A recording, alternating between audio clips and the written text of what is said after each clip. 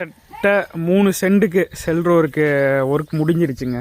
எவ்வளோ தூரம் பாருங்கள், எங்கேருந்து எங்கேங்கிறத மட்டும் பாருங்கள். எல்லா வேலையுமே இப்போ அடுத்தடுத்து சீட்டு மாட்டிட்டு இதெல்லாமே வந்து காம்பவுண்டு கட்டணும். நம்மளை பற்றி 1000 விமர்சனங்கள் வந்தாலும் நாம் வந்து நம்ம இவங்களுக்காக செய்கிற சேவையில் எந்த ஒரு சிறி துளி தடைகளும் வராது. இப்போ இதெல்லாமே சிமெண்ட் தளம், இந்த பக்கம் காம்பவுண்ட் செவுரு, இந்த பக்கம் மட்டும் ஃபுல்லாக தகரம் வச்சுட்டு அங்கிட்டு காம்பவுண்டு.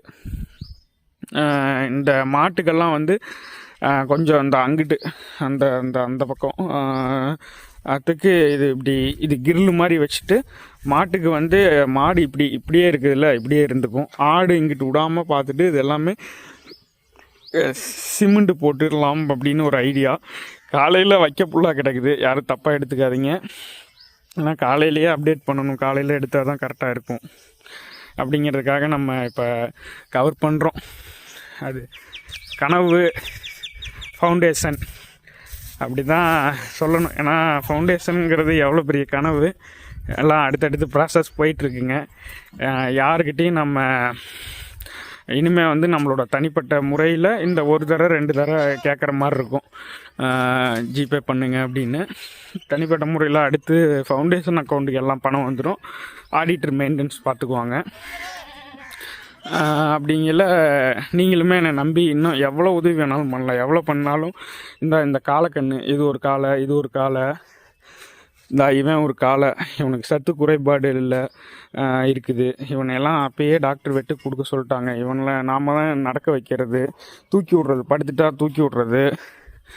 அவன் ஒரு காலை, அது ஒரு காலை, மொத்தம் இத்தனை காளைகளும் இருக்குது. டாக்ஸ் எத்தனை இருக்குதுன்னு பாருங்கள். இவங்க எல்லாத்துக்குமே நம்ம அர்ப்பணிப்போடு பண்ணிகிட்ருக்குறோம். ஆனால் வந்து என்ன சொல்கிறது, உயிர் நேயத்தை கடைப்பிடிக்கிறோம். ஆனால் சிக்கன் வந்து இவங்களுக்கு கொடுத்து தான் ஆகணும். அதனால் வந்து யாரும் தப்பாக எடுத்துக்க வேணாம். இந்த மாடு எல்லாமே ஒரு மாட்டிலேருந்து வந்தது. 10 வருஷத்துக்கு முன்னாடிங்க, 2016 என்கிட்ட வந்துச்சு அந்த ஒரு மாடு. அந்த ஒரு மாட்டோட புல்ல பையன், புல்ல பேத்தி, பையன், புல்ல பேரன் பேத்தி, இப்படி வந்தது தான். அந்த மாதிரி இவங்க எல்லாத்தையுமே நம்ம வெட்டு கொடுக்காம அப்படியே மெயின்டெனன்ஸ் பண்ணிட்டுருக்கோம்.